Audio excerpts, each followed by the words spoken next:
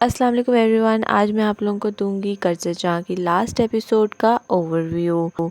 इस एपिसोड में जैसा कि आप लोगों को मैं सबसे पहले बताती चलूँ कि बहुत सारे ट्विस्ट एंड टर्न्स हैं। सबसे पहले तो आप लोग देख सकते हैं कोर्ट में बिनिश, नशवा, बुरहान सभी लोग इकट्ठे होते हैं। बिनिश को जैसे ही कटहरे में बुलाया जाता है वो आती है, लेकिन इतना घबरा जाती है कि किसी भी सवाल का जवाब नहीं दे पाती। लेकिन जैसे ही वो बमुश्किल बोलना शुरू करती है, नशवा उससे आम ही सवाल करती है कि 12 अक्टूबर की रात जब आपने फ़ोन किया तो असद कहाँ था। वो इतनी ज़ोर ज़ोर से रोना शुरू कर देती है कि सांस भी नहीं ले पाती।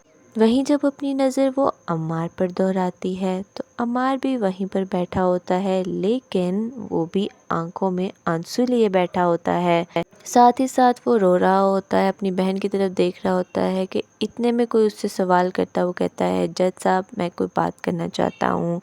जज, नशवा, बुरहान सभी लोग अम्मार की तरफ देखकर हैरान हो जाते हैं कि आखिर ये क्या करना चाहता है।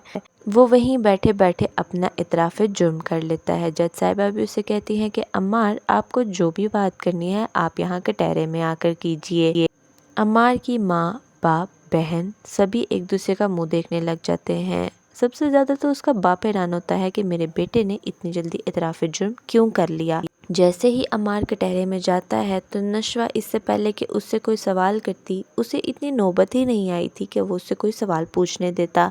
महज वो ये बातें क्लियर करता जाता है कि उसने अपने पूरे होशो हवास में अपनी ही गन से फायर किया था और उसने खुद शूट किया है असद को।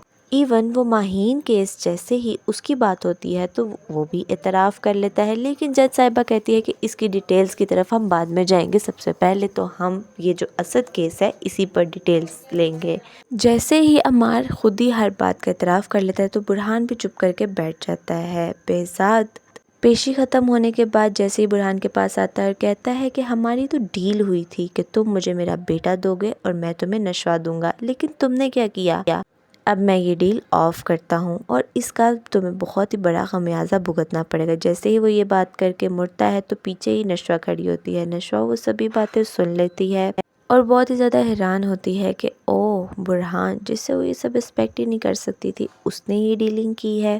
वो अम्मार के पास आती है और कहती है कि मुझे आपसे इस हरकत की उम्मीद नहीं थी। इसी पर अम्मार अपनी सफाई में बोलने के लिए आगे बढ़ता है और कहता है कि मैंने तो कुछ नहीं किया, महज चुप था। इसी पर कहती है कि लॉ में चुप रहने को भी गिल्टी समझा जाता है। जैसे ही अम्मार को अपने साथ लेकर जाया जा रहा होता है तो वहीं वो अपनी बहन के बेटे के पास आता है और कहता है इसका नाम क्या रखा है। फिर अचानक से उसकी तरफ झुकता है और कहता है आई एम योर मामू, लेकिन वो कंफर्टेबल नहीं होता। वहीं पर अमार अपनी माँ से मिलने जाता है। उसकी माँ अमार को गले लगाती है, रो रही होती है और कह रही होती है मेरा बेटा इतना कमज़ोर हो गया है, कुछ खाने को नहीं देते क्या। वहीं पर बाहर बेज़ाद फिर से एक बार अम्मार को शय देते हुए कह रहा होता है कि तुम फिक्र मत करो, तुमने लेकिन एक बात फिर गलत किया कि तुमने बुरहान और नशवा की बात सुन ली। इसी पर वो कहता है कि मैं क्यों ना सुनता, वो लोग ठीक थे। उसी के बजाय अगर ये बात आप मुझे कहते तो मुझे ज़्यादा खुशी होती, लेकिन आपने तो मुझे कहा ही नहीं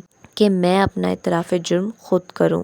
खैर, आप मेरे डिवोर्स पेपर्स तैयार करवाएं, मैं नशवा को तलाक दूंगा, उसे भी पूरा हक है अपनी ज़िंदगी आज़ादाना तौर पर जीने का। यहाँ पर आप लोग देख सकते हैं नशवा गाड़ी ढूंढ रही होती है, लेकिन अचानक से बुरहान की गाड़ी आती है और वो हाथ के इशारे से उसकी गाड़ी को रुकवाती है। पहले तो बुरहान बहुत ज़्यादा हैरान होता है, लेकिन नशवा चुप करके उसकी गाड़ी के अंदर बैठ जाती है।